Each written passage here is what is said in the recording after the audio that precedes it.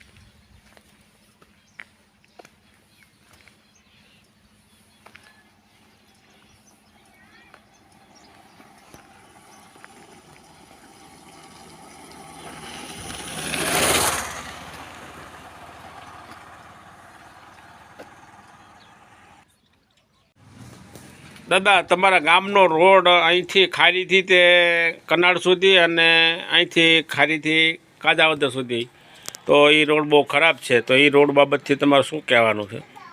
મારું કહેવાનું એવું છે કે અમે ધારાસભ્યોને અને જિલ્લા પંચાયતે બધાને જાણ કરી છે, અવારનવાર રજૂઆત કરી છે, છતાં એ મહિના દિવસમાં થઈ જાય એવો જવાબ આપે છે। અને હજી આજની તારીખ સુધી કાંઈ થયા નથી, થીગડાય મરાણા નથી, ટેન્ડર દેવાઈ ગયું છે એવા કહે છે।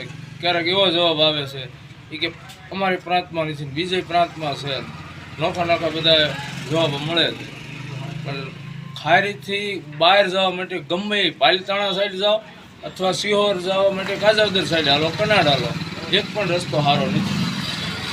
છતાં હવે એવો પ્રયત્ન કરીએ કે ધારાસભ્યને એવું કહે કે તમે ખાડા પૂરી દો માટી નાખીને, તો એ રિક્ષામાં જે સકડામાં પેસેન્જર અપડાઉન કરે એની માટે સારું રહે।